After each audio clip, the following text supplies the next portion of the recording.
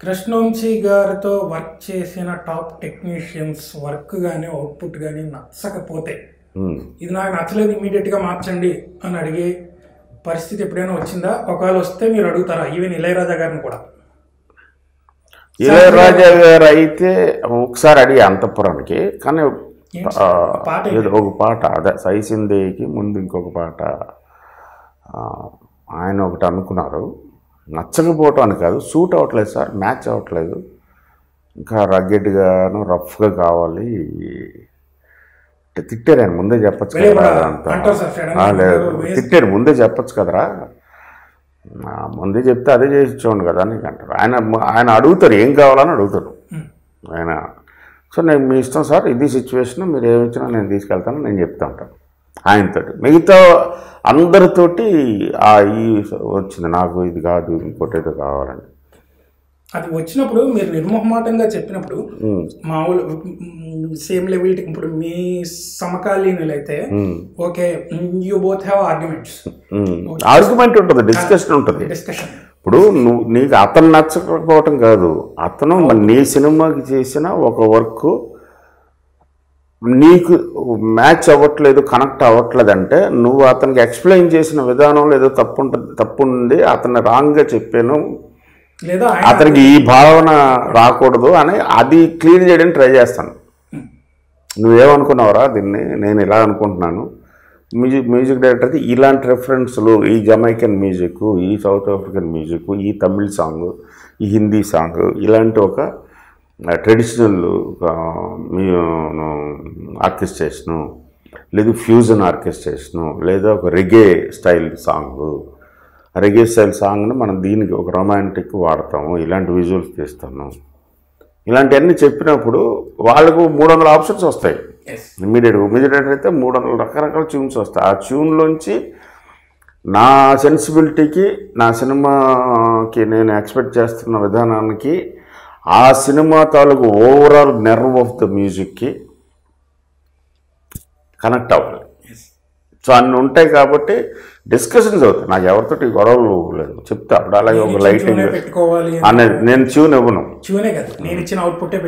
అలాగేం కాదు, సినిమాకి ఇదైతే బాగుంటుంది ఇలాగా అని. ఆల్రెడీ శశిప్రీతం అప్పుడు ఫస్ట్ ఫిలిము, దాని తర్వాత నుంచి గులాబీ సాంగ్స్ చూశారు కాబట్టి ఆల్రెడీ వాళ్ళు కూడా ఒక కాన్ఫిడెంట్గా ఉంటారు, వంశీ చెప్తే కరెక్ట్గానే ఉంటుంది, అది ఏంటో మనం ట్రై చేద్దాం. అది శశిప్రీతం గారు మీకు కొంచెం కాంటెంపరీ, మీ ఫస్ట్ సినిమా ఓకే అఫీషియల్గా ఫస్ట్ సినిమా హోస్ట్ డైరెక్టర్గా మనీ చేసినా కానీ, అదే సీతారామ శాస్త్రి గారు, ఇళయరాజా గారు, కెమెరామెన్ ఎవరైనా కానీ, కెమెరామెన్ గోపాల్ రెడ్డి గారు కావచ్చు, whatever it may be, కొంచెం సీనియర్ అనే వాళ్ళకి చెప్పినప్పుడు there is an existence of rift chances.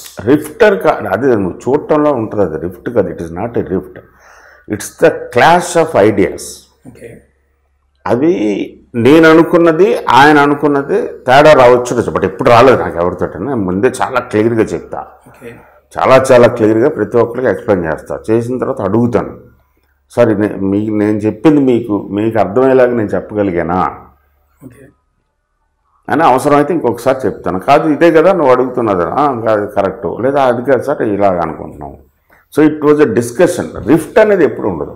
మరి గులాబీ కథ నేను చెప్పను, మీరు ప్రొడ్యూస్ చేయాల్సిందే, రాము గారితో చెప్పి సురేష్ బాబు సార్ తోటి కూడా నేను కథ చెప్పను అన్నారంట కదా. అజ్ఞానం అది కాదు సార్, కథ చెప్పను అని ఎలా అజ్ఞానం. కథ చెప్పకపోతే సినిమా ఇవ్వను అంటారు కదా సార్. అవును, అజ్ఞానం చెప్తున్నా కదా, మన అజ్ఞానం. అంటే అనగనగా ఒక రోజుకి మీరు కథ చెప్పే ప్రాజెక్ట్ టేకప్ చేసి ఆ తర్వాత మళ్ళీ రాము గారు దాన్ని టేక్ ఓవర్ చేసి ఆయన చేశారు.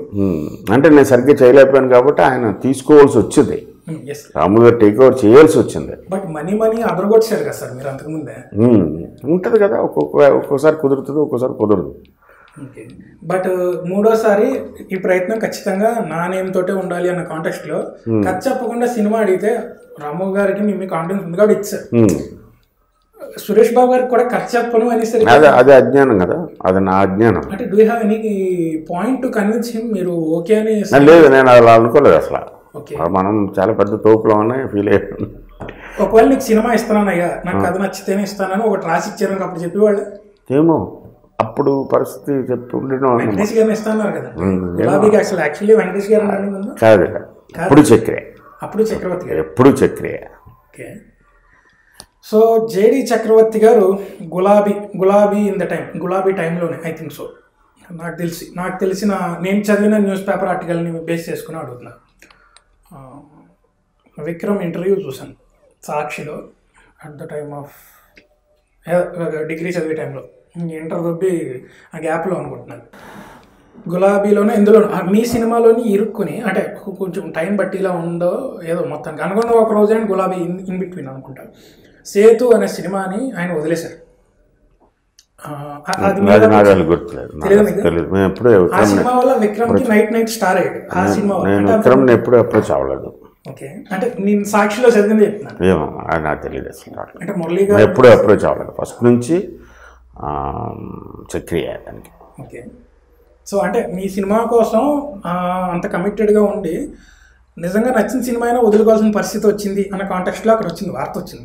అది నాకు తెలియదు, ఆన్సర్ కాదు, క్వశ్చన్ కాదు. నాకు తెలియదు అసలు. నాకు గర్వం ఉంది తెలుసా సార్, రంగమార్తాండ అసలు అనౌన్స్మెంట్ ఇంకా జరగలేదు. నక్షత్రం తర్వాత ఆ గ్యాప్లో నేను మీకు గుర్తున్నాను లేదు తెలియదు, వెరీ ఫస్ట్ మీటింగ్ మీతోటే దోసిటి చినుకుల బుక్ రిలీజ్ చేయడానికి మీరు బుక్ ఫేర్కి వచ్చారు.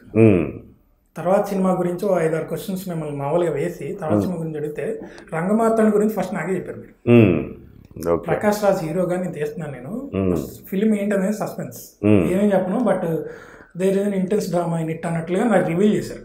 నేను దాన్ని మీరు వెళ్ళిపోయిన తర్వాత ఇలా కొత్త సినిమా చేయబోతున్నారు ఈ విధంగా అప్డేట్ చెప్పాను, అంతా రెడీ చేసుకున్నాను.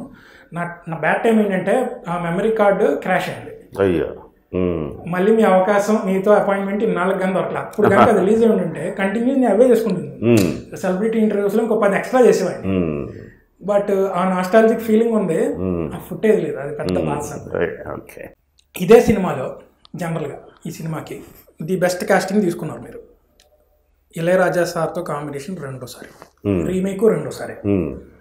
ఇళయరాజా గారి మ్యూజిక్ అనగానే జనరల్గా మీకు అంతఃపురంలో ఎన్ని పాటలు ఉన్నా దాసరి కుమార్ గారు డ్యాన్స్ చేసిన సాంబయ్య సాంగే మా అందరికి ఒక మ్యాసివ్ ఇది ఉంది. సో ఇళయరాజా గారితో మీ ప్రయాణం గురించి చెప్పండి.